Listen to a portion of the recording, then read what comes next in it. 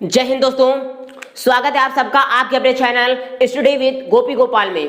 दोस्तों, आज बात करने वाले हैं त्रिकोणमिति के सबसे महत्वपूर्ण फार्मूलों के बारे में। जी हाँ दोस्तों, वो फार्मूले जो आपके क्लास 10th में भी बहुत ही इंपॉर्टेंट हैं और साथ ही साथ आपके कई आगे के कंपटीशन के एग्जाम्स में भी बहुत ज़्यादा पूछे जाते हैं या उन्हीं पर आधारित बहुत सारे क्वेश्चंस आते हैं। तो दोस्तों, बिना समय गवाए हम चलते हैं आज के इस खास सेशन की ओर। तो दोस्तों, सबसे पहले बात करने वाले हैं त्रिकोणमिति की। तो त्रिकोणमिति होती क्या है दोस्तों, जैसे कि स्टार्ट करते हैं। और दोस्तों, एक बात और आपको बता दूं सबसे पहले कि आज की क्लास सबसे इंपॉर्टेंट क्लास है। अब तक की मेरी बनाई हुई वीडियोस में सबसे इंपॉर्टेंट क्लास आज की है।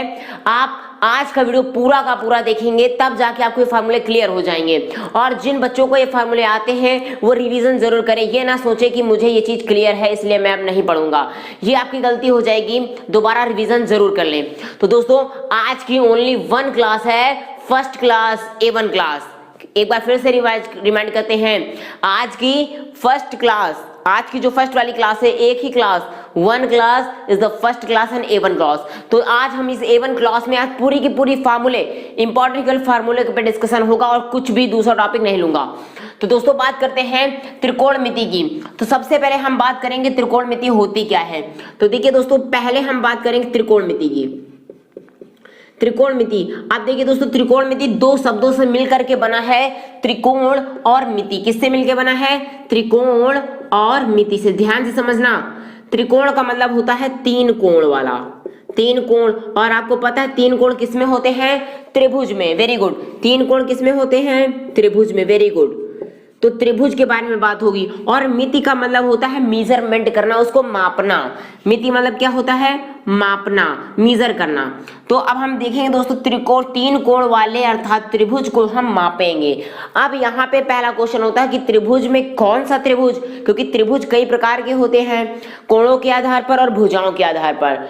कोण, चलिए स्पष्ट कर देते हैं कि कोणों के आधार पर तीन प्रकार के होते हैं त्रिभुज।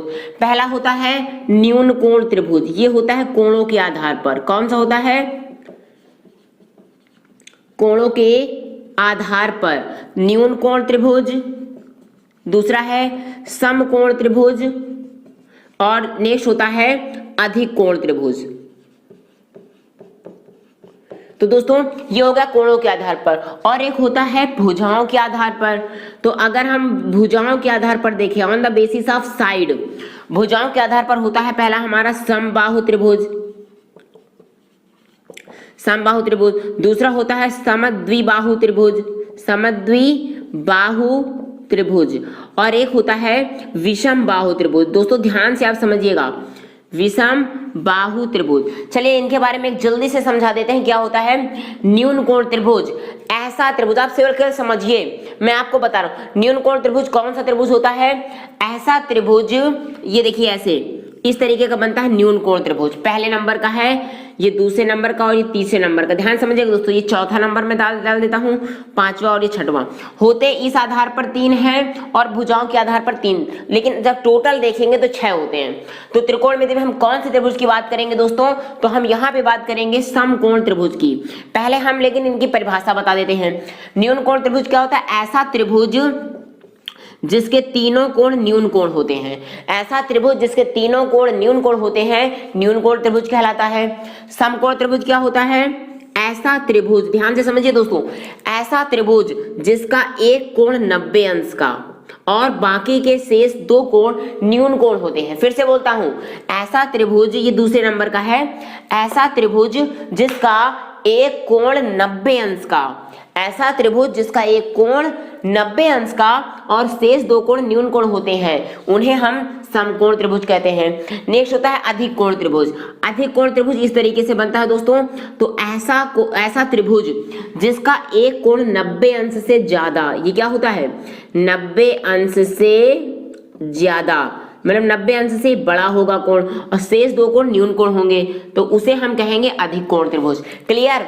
अब बात करते हैं भुजाओं के आधार पर त्रिभुजों की। तो समबाहु, देखिएगा समबाहु, समझ में आ रहा, सम का मतलब होता है बराबर, बाहु का मतलब होता है भुजा, अर्थात ऐसा त्रिभुज जिसकी सभी भुजाएं बराबर हों, ऐसा त्रिभुज जिसकी सभी भुजाएं बराबर हों उसे हम बोलेंगे समबाहु त्रिभुज। क्लियर हो रहा ना दोस्तों? नंबरिंग देखते जाइएगा नंबर वाइज, मैं आपको समझा रहा हूं, लिखा नहीं रहा हूं क्योंकि क्विक रिवीजन करवाना है। ऐसा त्रिभुज की सभी भुजाएं मतलब तीनों भुजाएं बराबर होती हैं उसे हम समबाहु त्रिभुज कहते हैं। समद्विबाहु क्या होता है? ऐसा त्रिभुज जिसकी केवल दो भुजाएं बराबर हो, ये दोनों भुजाएं तो बराबर होंगी लेकिन ये भुजा बराबर नहीं होगी। ऐसा त्रिभुज, अब जरूरी नहीं केवल यही दो भुजाएं, ये हो सकती हैं या इनमें से दो, कोई भी दो भुजाएं हो सकती है बराबर। ऐसा त्रिभुज जिसकी दो भुजाएं बराबर हो और तीसरी भुजा बराबर ना हो उसे बोलते हैं समद्विबाहु त्रिभुज। नेक्स्ट होता है विषमबाहु त्रिभुज। ऐसा त्रिभुज जिसकी कोई भी भुजा बराबर ना हो दोस्तों, ऐसा त्रिभुज जिसकी कोई भी भुजा बराबर ना हो, ये अलग भुजा है, ये अलग भुजा, ये अलग, एक 3 सेंटीमीटर, एक 4 सेंटीमीटर और एक 5 सेंटीमीटर, कुछ भी हो सकती है, अलग अलग है या नहीं। तो ऐसा त्रिभुज जिसकी तीनों भुजाएं अलग अलग हो, तो ये तीनों भुजाएं बराबर ना हो, उन्हें हम बोलते हैं विषमबाहु त्रिभुज। तो ये बात समझ में आ गई दोस्तों। ये हुई हमारे कोणों के आधार पर और भुजाओं के आधार पर त्रिभुजों के प्रकार। त्रिकोणमिति में हम कौन से त्रिभुज के बारे में बात करेंगे? तो त्रिकोणमिति में दोस्तों हम पूरी त्रिकोणमिति जो भी पढ़ते हैं इस समकोण त्रिभुज में पढ़ते हैं। ये कौन सा कोण होता है? दूसरे नंबर का जो मैंने अभी बताया, समकोण त्रिभुज। परिभाषा अब नहीं बताएंगे, ध्यान समझ लीजिए। एक बार चलिए सुन लेते हैं। ऐसा त्रिभुज जिसका एक कोण 90 अंश का होता है और बाकी के दो कोण न्यून कोण होते हैं। न्यून कोण मतलब 90 अंश से कम, तो उन्हें हम समकोण त्रिभुज बोलते हैं। अब देखिए दोस्तों, जितना भी हम त्रिकोणमिति में पढ़ेंगे पूरा इसी समकोण त्रिभुज के बारे में बातचीत होंगी। तो ये दो, एक तो समकोण हो गए, ये दोनों कोण कैसे कहलाएंगे? एक कोण ये और एक कोण ये हो जाएंगे हमारे न्यून कोण। तो हम इन्हीं पे चर्चा करेंगे दोस्तों। अब सबसे मोस्ट इंपॉर्टेंट चीज आती है, इसमें होता क्या क्या है इसके बारे में डिस्कशन करते हैं। तो कोणों के बारे में आपने सीख लिया, अब बात करते हैं इसमें कौन कौन से पद आते हैं, कौन कौन से टर्म इसमें इंपॉर्टेंट होते हैं, इनके बारे में। दोस्तों आप चित्र को देखिए, सबसे पहले देख लेते हैं। ये हो गया हमारा समकोण त्रिभुज ABC, ध्यान से समझिएगा। ABC हो गया हमारा समकोण त्रिभुज, एक कोण 90 अंश हो गया। दोस्तों एक बात समझिएगा, 90 अंश के, बहुत इंपॉर्टेंट चीज है, मन से समझिएगा, 90 अंश के सामने की जो भुजा होती है, क्या मैं बोला? 90 अंश के सामने की जो भुजा होती है उसे बोलते हैं कर्ण। उसे क्या बोलते हैं? कर्ण। इंग्लिश में बोलते हैं हाइपोटेनस। क्या बोलते हैं? हाइपोटेनस। ये हो गया दोस्तों हमारा कर्ण अर्थात हाइपोटेनस। हाइपोटेनस को हम लोग केवल H से रिप्रेजेंट करेंगे, ध्यान से समझिए। इसको किससे रिप्रेजेंट करेंगे? प्रदर्शित करेंगे H से। और देखिए 90 अंश के सामने की भुजा क्या हो गई? कर्ण। अब जो जमीन पे पड़ी हुई लेटी हुई भुजा है, ठीक है, जो जमीन के क्षैतिज में है ये भुजा, इसको हम बोलेंगे आधार। इसको क्या बोलेंगे? आधार। आधार यानी कि बेस, और बेस को प्रदर्शित करेंगे B से। ये हो गया बेस। अब जो बाकी तीसरी भुजा बची जो ऊपर से नीचे की ओर आ रही है, देखो ऊपर से लंबवत आ रही है, तो इसको हम लोग बोलते हैं लंब। लंब यानी कि परपेंडिकुलर। परपेंडिकुलर को हम लोग P से रिप्रेजेंट करेंगे। तो दोस्तों यहाँ पे ये 3 पद ये हो गए, इंपॉर्टेंट है, इनको आप समझते जाइएगा। अब इसमें सबसे इंपॉर्टेंट होता है, और भी इंपॉर्टेंट ही बता रहा हूँ आज, केवल इंपॉर्टेंट चीजें। इसमें एक प्रमेय यूज होती है दोस्तों। सबसे पहले उस प्रमेय का नाम आप जान लीजिए, आपको पता होगा, पाइथागोरस प्रमेय। क्या होती है? सबसे पहली प्रमेय यूज होती है पाइथागोरस प्रमेय। अब दोस्तों पाइथागोरस प्रमेय क्या होती है? पाइथागोरस नाम के एक वैज्ञानिक ने दी थी, इसलिए इसको हम लोग बोलते हैं पाइथागोरस प्रमेय। पाइथागोरस प्रमेय क्या कहती है? पाइथागोरस प्रमेय के अनुसार कर्ण पर बना वर्ग अर्थात कर्ण का वर्ग, ठीक है, कर्ण का वर्ग, मैं हिंदी में भी लिख देता हूं और इंग्लिश में भी, कर्ण का वर्ग शेष दो भुजाओं के, शेष दो भुजाएं लंब और आधार बची, तो शेष दो भुजाओं के वर्गों के, शेष दो भुजाओं के वर्गों के योग के बराबर होती है। फिर से बोल देता हूं, समझिएगा, यानी कि कर्ण का स्क्वायर बराबर लंब का स्क्वायर प्लस आधार का स्क्वायर। इसकी भाषा कैसे समझेंगे जरा समझिएगा, कि कर्ण का स्क्वायर यानी कि कर्ण पर बना वर्ग। समझ आ रही बात? इधर से बोल दूं, कि कर्ण पर बना वर्ग, कर्ण का वर्ग, ठीक है। शेष दो भुजाएं लंब और आधार, शेष दो भुजाओं के वर्गों के योग के बराबर होता है। इसी को हम बोलते हैं पाइथागोरस प्रमेय। यानी कि अगर हम इंग्लिश वाले बच्चे देखें तो hypotenuse square equals to perpendicular square plus base square. ये हो गया हमारा पाइथागोरस प्रमेय का statement as a mathematical identity. Math के फॉर्म में हो गया हमारा ये प्रमेय। समझ में आ रही है ना बात दोस्तों? तो यहाँ पे इतनी बात को हम लोग ध्यान से समझेंगे। या फिर इन अदर केस में हम इसका पक्षांतर करके, कोई भी एक पद अगर गायब होता है तो पक्षांतर करके हम दूसरे का मान ज्ञात कर लेते हैं। और जैसे हमारे ये वर्ग के रूप में है तो इसको हम क्या करेंगे, under root P square plus B square, यानी कि perpendicular square plus base square. ये बात, हाँ तो फ्रेंड्स अब बात करते हैं त्रिकोणमितीय अनुपात की। जी हाँ, त्रिकोणमितीय अनुपात आखिर ये होते क्या हैं? Trigonometrical identities, trigonometrical ratio identities के बारे में अभी मैं बताऊंगा आपको जैसे इसके बाद। तो पहले बात करते हैं रेशियो की, अनुपात की।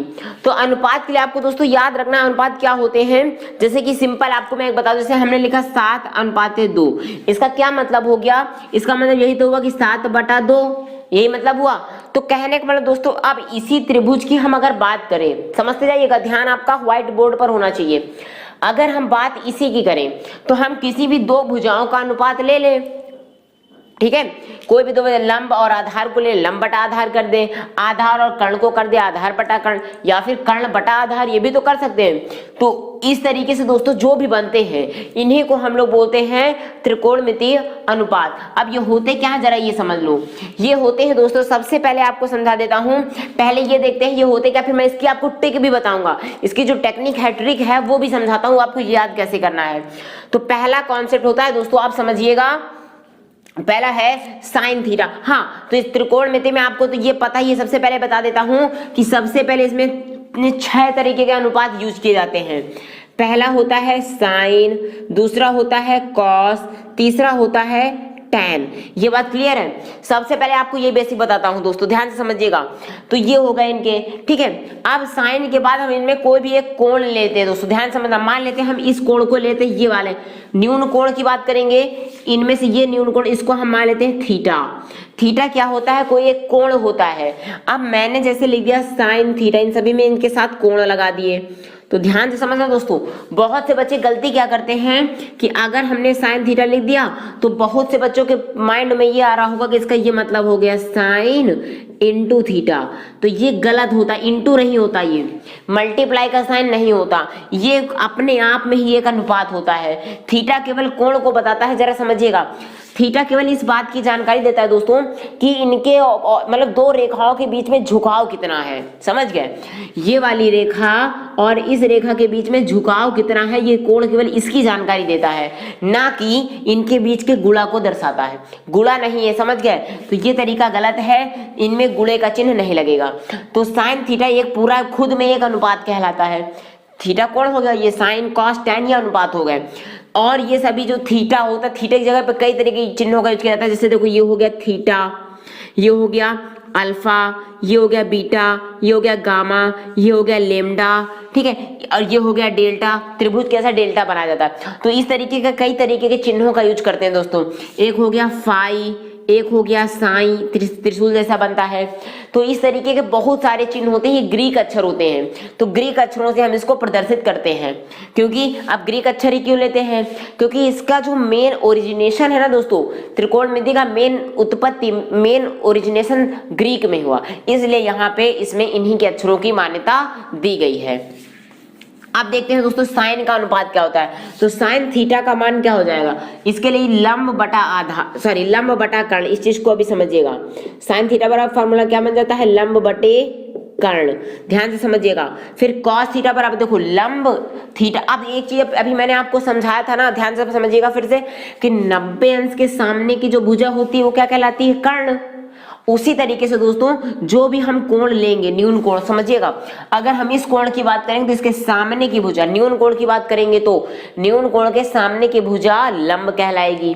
पहली बात, अगर मान लेते हैं हमने त्रिभुज ऐसा लिया होता और कोण ये लेते, तो इसके लिए ये वाली भुजा लंब कहलाती। क्या कहलाती? ये भुजा लंब, और जब ये लंब हो गई 90 अंश के सामने वाला कर्ण, तो आपको ये तो समझ में आ गया होगा कि ये हो जाता हमारा आधार। क्लियर? तो यहाँ पे क्या होगा, ये कोण लिया थीटा की, तो थीटा के सामने की भुजा लंब, और जो बाकी बचा वो आधार। 90 अंश के सामने वाली भुजा कर्ण, ये चेंज नहीं होने वाली, चेंज होंगे तो केवल ये न्यून कोण, क्योंकि अगर हम इसको मानेंगे तो लंब इसको लेना पड़ेगा, और अगर हम ऊपर वाला कोण मानते हैं तो लंब हमें ये इसको लेना पड़ता। ये समय के अनुसार, परिस्थिति के अनुसार चेंज होता रहता है, इस चीज को आप ध्यान से समझिएगा। तो यहाँ पे दोस्तों cos थीटा का फार्मूला होता है, इस चीज को पहले समझिए, अभी ट्रिक बताता हूँ। cos थीटा बराबर होता है आधार बटे कर्ण, क्या होता है, आधार बटे कर्ण, और tan थीटा बराबर होता है लंब बटे आधार। जरा ध्यान से समझिएगा दोस्तों, कहने का मतलब हम इसको क्या ले सकते हैं, लंब बटे कर्ण। ये बात समझ आ गई? कर्ण को हम के से प्रदर्शित कर देंगे, ये जी ध्यान समझना, लंब बटे कर्ण। यहाँ पे चलिए इंग्लिश का शब्द हटा देते हैं, हिंदी में ही बात करते हैं। आधार हो गया ए हमारा, कर्ण हो गया के, और लंब हो गया हमारा, लंब को हम लोग एल से ही प्रदर्शित किए देते हैं, एल। बात समझ आ गई है? ठीक है, तो लंब बटा कर्ण, और ये क्या हो गया, आधार बटे कर्ण, और tan थीटा बराबर हो गया लंब बटे आधार। अब देखिए दोस्तों, अब हम बात करने वाले हैं इसी के उल्टा होने की। ये तो आपको 6 अनुपात बताया, एक हो गया साइन, दूसरा कॉस, तीसरा टैन। इसी तरीके से ये होते हैं इनके उल्टे। उल्टे कौन से हो जाते हैं, जैसे कि एक होता है साइन का उल्टा होता है कॉसेक थीटा, साइन थीटा का उल्टा क्या होता है, कॉसेक थीटा। उसी तरीके से कॉस का उल्टा क्या होता है, सेक थीटा। ये चीज याद रखना, कॉस का उल्टा होता है सेक थीटा। भी मैं आपको इसको भी समझाऊंगा फार्मूला, पूरा वीडियो एंड तक देखिएगा तभी क्लियर होगा। और इसके बाद जब वीडियो को एंड तक आप देख लेंगे दोस्तों, तो यकीन मान लीजिए, आपको मैं गारंटी देता हूं, त्रिकोणमिति के सारे फार्मूले आपको क्लियरली समझ में आ जाएंगे। कॉस का उल्टा होता है सेक थीटा, और टैन का उल्टा होता है कॉट थीटा। ऊपर था कॉस, यहाँ पे देखो कॉस था, यहाँ पे कॉट है, इस चीज को समझना। अब जरा इनके उल्टा की बात करते हैं, तो लंब बटा आधार था, मतलब देखो उल्टा, उल्टा किसको कहेंगे, जरा समझो। ये भाई साहब एक ऐसे बने हुए हैं, ये भाई साहब ऐसे बने हैं दोस्तों। अब जब इनको उल्टा करेंगे तो मतलब इनके सर को, खोपड़िया को ऐसे करना पड़ेगा, और ये पैर इनके ऐसे हो जाएंगे, और हाथ इनके ऐसे, हाथ ऐसे हो जाएंगे। तो इन्हीं को तो उल्टा बोलेंगे, आप चित्र में समझ पाए। ये हो गए सीधे साधे, ये हो गए उल्टे वाले। तो उल्टा का मतलब क्या हो गया कि सर को पैर में, पैर को सर में। वैसा ही इसमें करना है कि जो ऊपर है उसको नीचे, जो नीचे है उसको ऊपर। तो कॉसेक थीटा का फार्मूला क्या बन जाएगा, कर्ण बटे लंब। क्या हो जाएगा, ये था लंब बटे कर्ण, ये हो जाएगा कर्ण बटे लंब। इसी तरीके से कॉस थीटा क्या है, आधार बटे कर्ण, तो ये हो जाएगा कर्ण बटे आधार। इसी तरीके से tan का उल्टा करिए, tan था tan थीटा बराबर लंब बटे आधार, तो ये हो जाएगा आधार बटे लंब, आधार बटे लंब। अब देखिए दोस्तों, इन्हीं को हम आसान लैंग्वेज में कैसे लिखते हैं, कर्ण को k से प्रदर्शित किया, लंब को l से, k बटे l, और ये कर्ण बटे आधार k बटे a, कर्ण बटे आधार, और कॉट थीटा क्या हो गया, आधार बटे लंब, तो आधार बटे लंब। ये हो गए हमारे 6 अनुपात। ठीक है, अब इनके हम इनको याद कैसे करें, प्रॉब्लम तो यही होती है कि किताब में भी यही चीज लिखा है, याद कैसे करें। अब जरा समझिएगा दोस्तों, याद करने के लिए मैं आपको इसका एक कॉन्सेप्ट बता देता हूं। आप यहाँ पे जरा समझिएगा, यहाँ से मैं आपको यहाँ पे एक इसका तरीका बता देता हूं, आप भूलेंगे नहीं। यहाँ पे आप एक चीज दोस्तों याद रखना, लाल बटे कक्का। क्या याद रखना, लाल बटे कक्का। अब गांव के भाषा बच्चे वाले बहुत भाषाएं समझ गए, लल्लू, लाल, कक्का, समझते हैं ना। तो लाल बटे कक्का हमें यही रखना है। ठीक है, अब लाल बटे कक्का कैसे हो जाएगा जरा समझिएगा।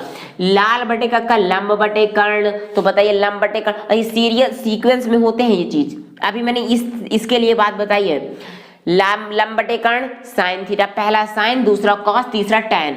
लंब बटे कर्ण, दूसरा क्या बना हमारे पास, आधार बटे कर्ण। ये बटा लगा हुआ है, आधार बटे कर्ण, तो आधार बटे कर्ण किसका होता है, कॉस का। तो ये बन गया हमारा साइन के लिए। ठीक है, जरा समझिएगा, ये कौन सा बन गया, ये हो गया हमारा साइन के लिए, हो गया साइन थीटा के लिए लंब बटे कर्ण, और बीच वाला हो गया कॉस थीटा के लिए आधार बटे कर्ण। तीसरा क्या हो गया, टैन थीटा, ये हो गया हमारा टैन थीटा के लिए लंब बटे आधार। ये हुई बात दोस्तों, ये 3 अनुपात तो बेसिक हो गए हमारे। ठीक है, अब इन्हीं का जब हम उल्टा कर देंगे, मतलब लाल बटे कक्का किया अभी तक, अब इसका उल्टा क्या करेंगे, कक्का बटे लाल। कक्का बटे लाल, तो क्या बनेगा कर्ण बटा लंब। यहाँ पे देखो, यहाँ पे बता देता हूँ, इसके लिए क्या हो जाएगा, आपको करना पड़ेगा कक्का बटे लाल। अब समझना, कर्ण बटे लंब क्या हो जाएगा, कर्ण बटे लंब कौशिक हो जाएगा। फिर कर्ण बटे आधार, दूसरा देखो कर्ण बटे आधार सेक हो जाएगा। और तीसरा क्या बचा, आधार बटे लंब, तो आधार बटे लंब क्या हो गया कॉट। तो पहला ये कॉन्सेप्ट, दूसरा उल्टा। ये होती दोस्तों हमारी ट्रिक, इसी को बोलते हैं ट्रिक। इनसे आपको इस चीज को याद करने में बड़ी ही आसानी होगी। आप आसानी से इस चीज को याद कर सकते हैं, प्रिपेयर कर सकते हैं, समझ सकते हैं। तो ये बात समझ में आ रही है ना आपको सभी बच्चों को। चलिए अब आगे बात करते हैं दोस्तों। ये तो हुए हमारे त्रिकोणमितीय अनुपात। अब बात करते हैं इनके प्रतिलोम अनुपात। आप इसको नोट भी करते चलिएगा। आज जरा देखते हैं। अब दोस्तों अब इसी हम चित्र इसका नहीं मिटाने वाले हैं, आप ध्यान से समझना। इनमें उल्टा प्रतिलोम अनुपात हम कैसे याद करेंगे। तो प्रतिलोम के लिए आप फार्मूला ध्यान से समझ लीजिए कि जैसे साइन थीटा बराबर क्या हो जाएगा, साइन थीटा बराबर अभी मैंने जैसे बताया साइन का उल्टा क्या होता है कॉसेक, तो इसी को लिख देंगे 1 कॉसेक थीटा। साइन थीटा बराबर क्या हो जाएगा 1 कॉसेक थीटा। उसी तरीके से कॉस थीटा बराबर क्या हो जाएगा 1 सेक थीटा। और इसी तरीके से टैन थीटा बराबर क्या हो जाएगा दोस्तों 1 कॉट थीटा। ये हुई बात प्रतिलोम अनुपात। क्या ये केवल इन्हीं तीनों के लिए रहेगा, बिल्कुल नहीं, इसी से मिलते जुलते और भी बनेंगे। जैसे यहाँ पे हमने साइन को कॉसेक के पदों में रख दिया। समझना दोस्तों, कभी कभी क्वेश्चन ये आता है कि साइन को कॉसेक के पदों में व्यक्त कीजिए, तो कैसे व्यक्त करेंगे, इस फार्मूले से। ठीक है, ये कौन से हो गए हमारे इनवर्स फार्मूले, जिनको हम लोग त्रिकोण इनवर्स या प्रतिलोम व्युत्क्रम बोल सकते हैं। क्या हो गए ये हमारे व्युत्क्रम फार्मूले। अब जैसे कॉस को सेक के पदों में बदलना है तो कॉसेक को, तो कॉसेक थीटा बराबर हो जाएगा हमारा, जैसे 6 वो थे 6 ये भी हैं, कॉसेक थीटा बराबर 1 साइन थीटा। क्यों ऐसा क्यों किया मैंने, साइन का उल्टा कॉसेक, कॉसेक का उल्टा साइन। उसी तरीके कॉस का उल्टा सेक, सेक का उल्टा कॉस, टैन का उल्टा कॉट और कॉट का उल्टा टैन। तो यहाँ पे जब कॉसेक का उल्टा साइन नहीं होगा, इसी तरीके से सेक थीटा का उल्टा क्या हो जाएगा 1 कॉस थीटा। Very good. और इससे दोस्तों कॉट थीटा का फार्मूला क्या हो जाएगा, यहाँ पे तो हमने टैन थीटा बराबर 1 कॉट थीटा किया, तो यहाँ पे क्या हो जाएगा कॉट थीटा बराबर 1 टैन थीटा। ये बात समझ आ गई दोस्तों। तो 6 फार्मूले हमारे बेसिक वाले ये बन चुके हैं। जल्दी जल्दी आप इनका स्क्रीनशॉट लेते जाया करिए, उसके बाद आगे बढ़ते हैं। और अब बात करने वाले हैं त्रिकोणमितीय सर्वसमीकाओं की। जैसे कि आपने बीजगणित में पढ़ा होगा सर्वसमीकाएं a+b का होल स्क्वायर, a-b का होल स्क्वायर, वैसे ही यहाँ पे भी कुछ होल स्क्वायर के पदों में बेसिक कुछ 3 सर्वसमीकाएं होती हैं। मैं आपको बेसिक वाली पहले बता देता हूं, बेसिक सर्वसमीका क्या होती है और उससे बना कैसे सकते हैं। पहली सर्वसमीका ये हम बात करने वाले त्रिकोणमितीय अर्थात ट्रिग्नोमेट्रिकल आइडेंटिटीज की, ध्यान से समझिएगा। तो पहला होता है दोस्तों हमारा sine square theta plus cos square theta बराबर 1। ये वैल्यू 1 होती है, इनको आपको याद रखना है, क्योंकि फार्मूले जब आएंगे तो आपको इन चीजों को क्लियर आनी चाहिए, इसलिए ध्यान से समझेंगे। ये बेसिक फार्मूले मैं ब्लैक से जो लिख रहा हूँ वो बेसिक हैं, और उनका पक्षांतर करके हम कई और फार्मूले प्राप्त कर सकते हैं। पहला हो गया हमारा sine square theta plus cos square theta बराबर 1। अब दूसरा क्या हो जाता है दोस्तों, जरा ये समझते हैं। दूसरा हो जाता है सेक स्क्वायर थीटा बराबर 1 प्लस टैन स्क्वायर थीटा। क्या हो गया, सेक स्क्वायर थीटा बराबर 1 प्लस टैन स्क्वायर थीटा। ये हो गया दूसरा हमारा फार्मूला। तीसरा क्या बनता है, कॉसेक स्क्वायर थीटा बराबर 1 प्लस कॉट स्क्वायर थीटा। ये बन जाता है हमारा तीसरा सबसे बेसिक फार्मूला। तो देखा दोस्तों आपने, ये 3 हमारे बेसिक फार्मूले हो गए। मैं इनको ब्रैकेट में रख देता हूं, आप ध्यान से समझते जाइएगा, क्लियर होते जाएंगे। Sine square theta plus cos square theta बराबर 1। दूसरा क्या हो गया, सेक स्क्वायर थीटा बराबर 1 प्लस टैन स्क्वायर थीटा। और तीसरा हो गया कॉसेक स्क्वायर थीटा बराबर 1 प्लस कॉट स्क्वायर थीटा। अब देखते हैं इसको हम पक्षांतर कैसे कर सकते हैं। देखिएगा दोस्तों, इससे 2 और फार्मूले बन सकते हैं, जैसे कि साइन स्क्वायर थीटा बराबर क्या बनेगा, और इसी तरीके से कॉस स्क्वायर थीटा बराबर क्या बनेगा। साइन स्क्वायर थीटा बराबर क्या बन जाएगा, इसको हम इस पक्ष में रखा रहने देते हैं, तो ये कॉस स्क्वायर थीटा क्या होगा, दूसरे पक्ष में चला जाएगा। समझे, कॉस स्क्वायर थीटा दूसरे पक्ष में, तो क्या हो जाएगा 1 माइनस कॉस स्क्वायर थीटा। क्योंकि साइन को हमें रखना है तो प्लस में है, बराबर दूसरी तरफ जाएगा माइनस में, तो 1 माइनस कॉस स्क्वायर थीटा, ये नेक्स्ट फार्मूला बन गया। इसी तरह से कॉस को हम इस पक्ष में रखा रहने दें तो साइन को दूसरे पक्ष में भेजना पड़ेगा या नहीं, तो जब साइन दूसरे पक्ष में जाएगा तो ये हो जाएगा 1 माइनस साइन स्क्वायर थीटा। ये बात समझ आ गई दोस्तों। तो कॉस स्क्वायर थीटा बराबर 1 माइनस साइन स्क्वायर थीटा। इसी तरीके से इसमें बात करते हैं, इसमें भी दो फार्मूले बनते हैं। पहला क्या बनता है, जैसे कि tan स्क्वायर थीटा को हम इधर ले आए पहले, तो पहला फार्मूला बन जाता है दोस्तों हमारा sec square theta minus tan square theta बराबर 1। ये कैसे आ गया, क्योंकि tan स्क्वायर थीटा देखो यहाँ पे प्लस में था और इधर आएगा तो माइनस में आ जाएगा, इसलिए ये हमारा माइनस में आके ये 1 हो गया। बात समझ में आई। चलिए नेक्स्ट बात करते हैं। अब देखते हैं दोस्तों, अगर हम क्या करें 1 को इधर ले आए तो क्या हो जाएगा, कहने का मतलब अगर हम सेक स्क्वायर थीटा माइनस 1 कर दे, अभी तो tan स्क्वायर थीटा को इधर लाए थे तो 1 वैल्यू हो गई, यहाँ पे अगर 1 को ले आए तो इधर क्या बचेगा tan square theta. Very good, तो बराबर की वैल्यू क्या आ जाएगी tan स्क्वायर थीटा। अब याद रखना कहीं कहीं पे हम लोग tan स्क्वायर थीटा की को अगर सेक के पदों में व्यक्त करना होता है तो इस फार्मूले का यूज करते हैं। आपको इन चीजों के बारे में जब डीप आप स्टडी करेंगे तो क्लियर हो जाएगा। Sec square theta minus 1 equals to tan square theta. Okay, next बात करते हैं इसके लिए। सेम जो रूल ऊपर वाले में लगा है वही नीचे लगेगा, तो यहाँ का फार्मूला क्या बन जाएगा, cosec square theta minus cot square theta बराबर 1। पहले हमने इसको इस पक्ष में भेजा तो 1 बचा, माइनस में आ गया ये कॉट स्क्वायर थीटा तो बचा 1। अब 1 को इधर भेजने दो तो क्या हो जाएगा, तो ये हो जाएगा cosec square theta minus 1 equals to cot square theta. याद रखना आप लोगों को जो स्क्वायर लगा है इसमें वो स्क्वायर लगाने हैं, आप भूलिएगा नहीं। ये बात समझ आ गई, एक बार जल्दी से समझा देते हैं। क्या क्या हो गए, sine square theta plus cos square theta बराबर 1। इससे क्या बना, साइन स्क्वायर थीटा बराबर 1 माइनस कॉस स्क्वायर थीटा, या फिर कॉस स्क्वायर थीटा बराबर 1 माइनस साइन स्क्वायर थीटा। ये बन गए हमारे 3 फार्मूले। नेक्स्ट है सेक स्क्वायर थीटा बराबर 1 प्लस tan स्क्वायर थीटा, और इससे दो समीकरण क्या बन गए, दो सरल समीकरण, sec square theta minus tan square theta बराबर 1, और दूसरा क्या बन गया, sec square theta minus 1 equals to tan square theta. Next है कॉसेक स्क्वायर थीटा बराबर 1 plus cot square theta, cot है यहाँ पे, अब इसमें पक्षांतर करके क्या लाएंगे, cosec square theta minus cot square theta बराबर 1, और क्या हो गया कॉसेक स्क्वायर थीटा माइनस 1 बराबर कॉट स्क्वायर थीटा। कॉस और कॉट में गड़बड़ी मत करना दोस्तों, कॉस बात अलग होती है और कॉट बात अलग होती है, यहाँ पे ध्यान रखना, यहाँ पे इंग्लिश का नहीं हो रहा, ठीक है। क्षमा चाहता हूं दोस्तों। अब ये बात समझ आ गई, तो इनमें आपको डिफरेंशिएट करना है, ध्यान से आप समझेंगे। चलिए दोस्तों, अब बात करने वाले हैं कुछ अन्य फार्मूलों की, तो ध्यान से आप चलेंगे और पूरा आप समझने की भरपूर कोशिश करेंगे, लापरवाही बिल्कुल नहीं, पूरे मन से सीखेंगे तभी जाकर के आपको ये चीज क्लियर होगी। अब दोस्तों बात करते हैं कुछ इंपॉर्टेंट फार्मूलों की, जैसे कि साइन a प्लस बी का फार्मूला क्या होता है, उसी तरीके से साइन a माइनस बी का फार्मूला क्या होता है, फिर इसी तरीके से कॉस a प्लस बी का फार्मूला क्या होता है, और कॉस a माइनस बी का फार्मूला क्या होता है। अब देखते जाना दोस्तों, ध्यान समझना।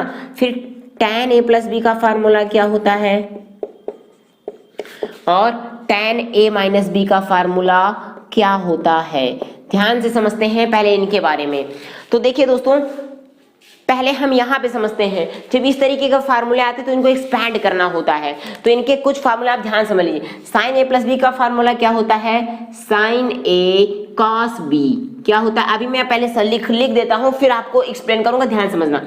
साइन a प्लस बी बराबर होता है sine a cos b plus cos a sine b।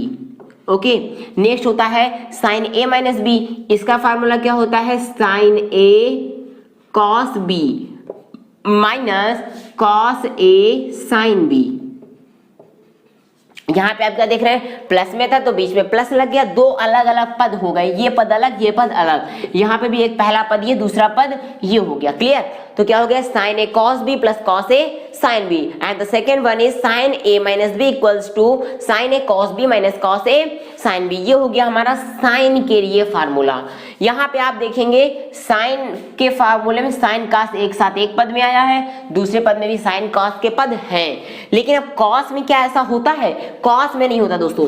Cos A plus B का फार्मूला जरा ध्यान समझना, कॉस ए प्लस बी का फार्मूला होता है कॉस ए कॉस बी। यहाँ पे कॉस कॉस एक साथ रहते हैं और साइन साइन के पद एक साथ रहते हैं, cos A cos B minus sign A sine B. Next है कॉस ए माइनस बी का फार्मूला होता है cos A cos B plus sign A sine B. अब जरा दोस्तों आप यहाँ पे ध्यान समझिए, यहाँ पे भी एक नई चीज आपने सीखने को मिलेगी। अगर यहाँ पे प्लस है तो यहाँ पे देखो, यहाँ पे जब विस्तार हो रहा तो क्या हो गया, यहाँ पे माइनस हो गया, और यहाँ पे माइनस था तो यहाँ पे क्या हो गया, प्लस हो गया। इस चीज को आपको ध्यान रखना है, कॉस में ये चीजों में बदलाव होता है, साइन में बदलाव नहीं हुआ था तो इसमें प्रॉब्लम ज्यादा नहीं होती, लेकिन गलतियां कहाँ होती है, जहां पे नया बदलाव लाता है, जहां पे नया चेंजमेंट आएगा वहीं पे बदलाव होता है। तो यहाँ पे कॉस ए माइनस बी के लिए cos A cos B plus sign A sine B होगा, ठीक है, इस चीज को याद रखिएगा। अब बात करते हैं tan ए प्लस बी की। अब यहाँ पे ध्यान समझना, tan ए प्लस बी का फार्मूला होता है दोस्तों tan ए प्लस tan बी, tan ए प्लस tan बी अपान 1 माइनस tan ए इंटू tan बी। ये कैसे हो गया ध्यान से समझना, प्लस में है तो प्लस का पद रखा और अपान में नीचे क्या किया, 1 से इन दोनों पदों के गुणनफल को घटा दिया, इन दोनों का गुणा किया हमने, डॉट का मतलब हो गया गुणा, गुणा किया और 1 से घटा दिया। अगर प्लस में है तो 1 से घटाएंगे और अगर माइनस है तो 1 से जोड़ेंगे। जरा समझना इसके लिए क्या हो जाएगा, इसका फार्मूला बनेगा tan ए माइनस बी का tan ए माइनस tan बी अपान 1 प्लस tan ए इंटू tan बी। तो यहाँ पे आपने क्या देखा दोस्तों, 1 प्लस tan ए tan बी, यहाँ पे tan ए और tan बी दो पद थे, इनका हमने गुणा किया और गुणा करने के बाद एक में जोड़ दिया। ऊपर वाले में क्या था, 1 से घटाया, लेकिन चिन्हों का बदलाव कहाँ पे आता है, अगर माइनस तो ऊपर ही पदों को घटा लेंगे और अगर प्लस है तो ऊपर ही पदों को जोड़ लेंगे। ये बात क्लियर हो गई। अब बात करते हैं दोस्तों कॉट के पदों में। एक फार्मूला इसी से बनता है क्योंकि tan का होता है, क्वेश्चन आपके एग्जाम में कई बार पूछा जाता है, तो यहाँ पे बन जाता है कॉट ए प्लस बी, इसका फार्मूला आप बताइए, और इसी तरीके से बनता है कॉट ए माइनस बी, इसका फार्मूला आप बताइए। अब आपके मन में क्वेश्चन राइज हो रहा होगा कि अगर इनके व्युत्क्रम आ जाए तो क्या करेंगे। एक्चुअल में व्युत्क्रम चाहे इसका भी आएगा तो भी कोई प्रॉब्लम नहीं है, प्रॉब्लम तब भी नहीं है। आपको करना क्या होगा, आप ऐसे ही कर लेंगे, इनका उल्टा। अच्छा एक बात मैंने आपको अभी नहीं बताई, जरा वो भी समझ लीजिए। एक फार्मूला यहाँ पे होता है कि tan थीटा का फार्मूला होता है एक कि sine theta upon cos theta. क्या होता है, sine theta upon cos theta. ये फार्मूला मैं भूल गया था तो जरा आप यहाँ पे समझ लीजिए। tan थीटा बराबर sine theta upon cos theta, और tan का उल्टा क्या होता है, कॉट थीटा। तो कॉट थीटा बराबर क्या हो जाएगा, cos theta upon sine theta. तो ये दो फार्मूले कुछ अलग से रह गए थे, ये ध्यान से समझ लीजिए। तो इनके उल्टा भी हम वैसे ही कर सकते हैं, कोई प्रॉब्लम नहीं, लेकिन कभी कभी इसमें ज्यादा बड़ा हो जाता है क्वेश्चन, इसलिए इसको फार्मूला बना दिया गया। तो कॉट ए प्लस बी का फार्मूला क्या होता है, पहले अब कुछ थोड़ी देर के लिए मैं आपको ये बताता हूँ। जो बच्चे आप पढ़ रहे हैं उसको जरा एक बार कमेंट बॉक्स में लिख करके बता दीजिए क्या होगा, जल्दी से फटाक से। हाँ, तो कॉट ए प्लस बी का फार्मूला होता है दोस्तों कॉट ए कॉट बी। यहाँ पे स्टार्टिंग में ही गुणा हो जाता है, कॉट ए कॉट बी। अब क्या करेंगे जरा समझना, यहाँ पे कॉट ए कॉट बी -1 कर देते हैं। यहाँ पे क्या करेंगे, अगर यहाँ पे प्लस है तो यहाँ माइनस कर देंगे और नीचे क्या करेंगे, cot B plus cot A. ये कैसे हो गया देखना, समझिएगा। अगर प्लस है तो ऊपर एक को घटा देंगे और नीचे दोनों पदों को जोड़ देंगे, ठीक है। आप cot A plus cot B सही से रख लो, लेकिन मैंने इसलिए लिखा क्योंकि अगले इसमें आपको प्रॉब्लम हो सकती है। देखना कॉट ए माइनस बी का क्या हो जाएगा, ये हो जाएगा cot A into cot B +1। यहाँ पे एक क्या हो गया, जुड़ जाएगा, और नीचे क्या होगा फिर कॉट बी से कॉट ए को घटाना पड़ेगा। अब यहाँ पे प्रॉब्लम यही तो कर जाएगा कि अगर cot A plus cot B के, तो यहाँ पे अब कभी कभी बच्चे गलती कर ही देते हैं कि cot A minus cot B कर देंगे, तो गलत हो जाएगा। Cot A minus cot B नहीं होगा, कॉट बी से ए को घटाया जाएगा। किससे घटाया जाएगा? कॉट बी से कॉट ए को घटाया जाएगा। इस चीज को याद रखना है, इसलिए मैंने कॉट बी पहले लिखा है। सो क्या हो गया? Cot A plus B equals to cot A into cot B minus 1 upon cot B plus cot A. और यहाँ पे क्या हो गया? Cot A minus B equals to cot A into cot B plus 1 upon cot B minus cot A. ये बात समझ आ गई दोस्तों? तो ये हो गया आपके इंपॉर्टेंट कुछ अलग से फार्मूले। दोस्तों अब चलते हैं एक नेक्स्ट फार्मूले की ओर, जो कि है tan a plus B plus c. अभी तक आपने क्या पढ़ा? tan a प्लस बी की वैल्यू अभी तक आपने देखी। अब आप देखेंगे tan a plus B plus सी का मान क्या होता है, तो जरा देखिए, इसकी वैल्यू होती है tan a plus tan b plus tan c। ध्यान से समझिएगा, tan a plus tan b plus tan c, ये तो हमने क्या किया, इन तीनों को जोड़ दिया अलग अलग पदों में, माइनस, इसके बाद लगा देते हैं माइनस। अब क्या हो जाएगा? tan a into tan b into tan c। ये हो गया हमारा ऊपर का पद। ठीक है, ये हो गया हमारा ऊपर का पद। अब नीचे के पद में क्या बात करते हैं, जरा ध्यान से समझिएगा। ये हो गया 1 माइनस, अब नीचे के जो भी पद होंगे एक से घटाए जाएंगे। कैसे? 1 minus tan a into tan b minus tan b into tan c minus tan c into tan a। और ये हो गया दोस्तों हमारा ये वाला फार्मूला। ये भी कभी कभी आपका कंपटीशन एग्जाम में ये जरूर पूछ लिया जाता है। हो सकता है आपके 10th स्टैंडर्ड में ना पूछा जाए, या हो सकता है पूछा भी जा सकता है, लेकिन इंपॉर्टेंट कहाँ पे? आपके कंपटीशन में। इसलिए इसको आप कंपटीशन के पॉइंट ऑफ व्यू से जरूर प्रिपेयर कर लीजिएगा।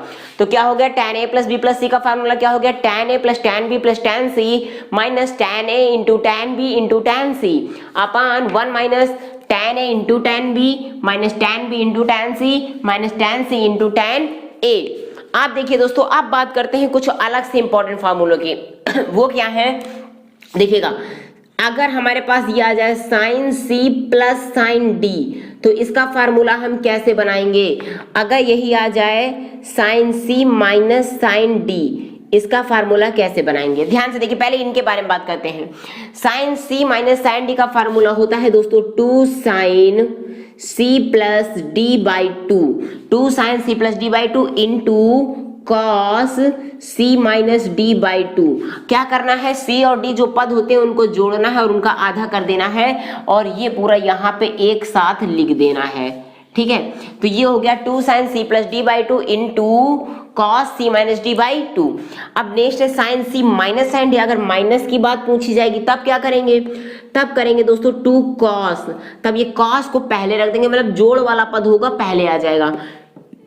2 cos c plus d by 2 into sine c minus d by 2। ये बात क्लियर हो गई आपको? ये प्लस वाला फिर कॉस को प्लस कर देते हैं अगर माइनस में है तो, और अगर प्लस में दोनों पदों को पूछा गया तो साइन में प्लस वाला पद रखते हैं। ओके दोस्तों, अब बात करते हैं कॉस के लिए। अगर cos c plus cos d आता है तो क्या रखते हैं फार्मूला, और अगर cos c minus cos d आता है तब फार्मूला क्या रखते हैं। तो ध्यान से आप समझेंगे, ध्यान से पूरा ध्यान आप जब बोर्ड में लगाएंगे तब जाके आपको ये फार्मूले क्लियर होंगे दोस्तों। इसलिए पूरा ध्यान आपका इधर ही होना चाहिए। सभी बच्चों को मैं बोल रहा हूँ ध्यान से आप देखिए, जो बच्चे ना देख रहे हो वो स्क्रीनशॉट ले सकते हैं जल्दी से। पहले इतने का स्क्रीनशॉट लीजिए, फिर आगे के दोनों को डिस्कस करते हैं। ये दोनों क्लियर हो गए ना? अब जल्दी से चलते हैं आगे की ओर। ओके, अब बात करेंगे cos c plus cos d की, तो क्या हो जाएगा? हाँ, cos c plus cos d में अब देखिएगा 2 cos, जब देखना दोस्तों प्लस की बात होगी तो दोनों cos के ही cos रहेंगे। इनमें साइन में अलग अलग पदों में आते हैं, लेकिन इसमें एक ही पद रहेगा। 2 cos c plus d by 2 into cos c minus d by 2। ये हुआ हमारा cos c plus cos d का फार्मूला। ध्यान से समझिएगा। अब बात करते हैं cos c minus cos d। ये जरा इंपॉर्टेंट है, इसको ध्यान से आप समझिएगा। इसमें कई जगह गलतियां भी होती हैं, बच्चे गलतियां कर देते हैं, कहीं आप वो गलती ना करें, इसीलिए आपको बोल रहा हूँ ध्यान से समझिएगा। cos c minus cos d, इसका फार्मूला कैसे बनाएंगे?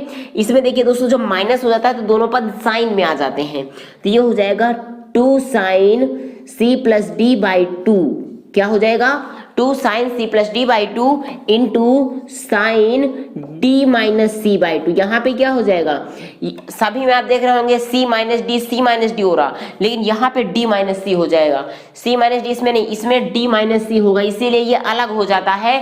और कई जगह पे कई बच्चे यही एक गलती कर देते हैं, जो कि उनके अच्छे मार्क्स से फिर अलग कर देते हैं उनको। तो ये 4 फार्मूले आपको समझ में आ गए, एक बार जल्दी से समझ लेते हैं फिर से। Sine C plus sine D equals to क्या होता है 2 sine C plus D by two into cos C minus D by two, sine C minus sine D 2 cos C plus D by two into sine C minus D by two, cos C plus cos D equals to 2 cos C plus D by two into cos C minus D by two. Cos सी, ये important है इसलिए मैं इसको bracket में किए दे, अलग नहीं है, अलग बिल्कुल नहीं है, इंपॉर्टेंट है। कैसा है ये वाला आपका इंपॉर्टेंट है। Cos C minus cos D equals to, क्योंकि गलतियां होती हैं इसी में, 2 sine C plus D by two into sine D minus C by two. देखिए दोस्तों, ये आपका हुआ ये अलग फार्मूला। अब जरा बात करने वाले हैं कुछ अलग और भी फार्मूलों की, वो कैसे करेंगे। हाँ, अब ध्यान से आप समझिएगा, वीडियो में एंड तक आप बने रहिएगा, तभी आप हर एक चीज को सीख पाएंगे। अगर आपने वीडियो स्किप किया या आप बीच से चले गए तो फिर आप नहीं सीख पाएंगे। तो दोस्तों आपको पूरे वीडियो में बने रहना, ध्यान से आप सीखेंगे। वीडियो थोड़ा बड़ा जरूर हो रहा है, लेकिन आप उसको सीख के जाएंगे ताकि आपको दोबारा अपना टाइम ना वेस्ट करना पड़े। आज आधे घंटे का वीडियो देख लो, अगली बार आपको 2-4 दिन ना वेस्ट करने पड़े। अब देखिए दोस्तों, बात करते हैं अगर इस तरीके के फार्मूले, ध्यान से समझना। साइन 2a, इसका फार्मूला क्या होता है इसी तरीके से होता है। cos 2a, इसका फार्मूला क्या होता है। और एक होता है दोस्तों tan 2a, इसका फार्मूला क्या होता है। आप लोग मन से सीखेंगे तो पूरे फार्मूले यहीं पे क्लियर हो जाएंगे। यहाँ पे मैं इसको छोटा छोटा लिखने वाला हूँ, क्योंकि इसी से मिलते जुलते कुछ फार्मूले अलग बनाऊंगा। साइन 2a के 2 फार्मूले होते हैं दोस्तों, क्या होते हैं जरा ये समझ लो। साइन 2a बराबर होता है, पहला फार्मूला होता है, ध्यान से समझिएगा, पहला फार्मूला होता है 2 sign a into cos A. क्या होता है 2 sign A into cos A, क्या होता है फिर से बोलिए 2 sign A into cos A. Next formula होता है 2 tan a, tan के पदों में भी होता है दोस्तों, तो ये हो जाता है 2 tan a upon 1 plus tan square a। ये हो गया हमारा साइन का फार्मूला। अब कॉस के लिए बात करें दोस्तों, तो कॉस के लिए हमारे पास 4 फार्मूले होते हैं। कितने होते हैं 4 फार्मूले। कौन कौन से होते हैं जरा मैं आपको यहाँ पे समझाता हूँ। पहला होता है कॉस स्क्वायर ए माइनस साइन स्क्वायर ए। अब आप जरा कंफ्यूज मत होना, हमने ए ले लिया है तो आप ए ले लो, अगर थीटा लेते तो आप थीटा ले लेते। कॉस 2 थीटा होता तो cos square theta minus sine square theta. समझ में आ रही ना बात। अब एक होता है 1 माइनस 2 साइन स्क्वायर ए, क्योंकि ए हमने लिया ना इसलिए ये फार्मूला बन जाता है। दूसरा हो जाता है 2 कॉस स्क्वायर ए माइनस 1, क्या हो जाता है 2 कॉस स्क्वायर ए माइनस 1। और एक नेक्स्ट होता है 1 माइनस tan स्क्वायर ए। ये भी tan के पदों में ये भी फार्मूला होता है। tan के पदों में दोस्तों ये भी एक फार्मूला रखा जाता है, तो इस चीज को आप क्लियर कर लीजिए। 1 माइनस tan स्क्वायर ए अपान 1 प्लस tan स्क्वायर ए। तो ये हो गए हमारे 4 फार्मूले कॉस के पदों में। अब tan के पदों में ये फार्मूला क्या हो जाता है, ध्यान से देखिए। tan के पदों में ये वाला जो होता है ना, यही फार्मूला साइन वाला ये आ जाता है, लेकिन दूसरे रूप में। ये होता है 2 tan a upon 1 minus tan square A. यहाँ पे क्या होता है साइन में प्लस में होता है और इसमें माइनस में होता है। तो ये बात क्लियर हो गई दोस्तों। ध्यान से आप सीखेंगे तब जाके आप इन चीजों को क्लियर कर पाएंगे। ये हो गए हमारे इस अलग फार्मूले। अब दोस्तों कभी कभी ये होता है इन्हीं कोण के जो अनुपात हमने 2 एंगल लिया है, मतलब दुगना किया है। देखो यहाँ पे 2a लिया है।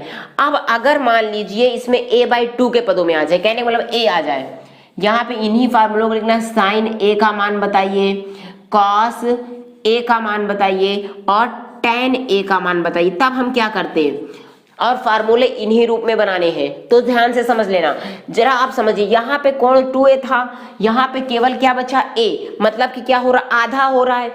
तो यहाँ के जितने भी फार्मूले हमारे पास आ रहे हैं हम इनमें कोण आधा कर देंगे। कैसे, जैसे साइन 2a का फार्मूला क्या होता था 2 साइन a cos a, तो यहाँ पे साइन a का फार्मूला हो जाएगा 2 साइन, अब ये जो a है इस a का आधा यानी कि a/2, समझ गए, और cos भी आधा हो जाएगा तो cos a/2, ये हो गया। sin a बराबर क्या हो गया 2 sin a/2 cos a/2। दूसरा फार्मूला इसी का क्या बनेगा, दूसरा फार्मूला बनेगा दोस्तों हमारा 2 tan a/2 अपान 1 प्लस tan स्क्वायर a/2। कोण को आधा करते जा रहे हैं। cos के लिए क्या बनेगा, ये तो हुआ हमारा sin के 2 फार्मूले, ठीक है। इसी तरीके से cos के 4 फार्मूले क्या बनेंगे, cos के मैं बनाता हूं, ये बन जाएगा cos square a/2 minus sin square a/2। दूसरा फार्मूला बनेगा 1 माइनस 2 sin स्क्वायर a/2। तीसरा बनेगा 2 cos स्क्वायर, ध्यान से समझिएगा, 2 cos स्क्वायर a/2 माइनस 1। यहाँ पे देखो 2 cos स्क्वायर a था, यहाँ पे a/2 हो गया, समझ में आ रही है ना बात। आगे चलते हैं, इसमें हो जाएगा 1 माइनस tan स्क्वायर a/2 अपान 1 प्लस tan स्क्वायर a/2। ये कोणों के आधे रूप में है।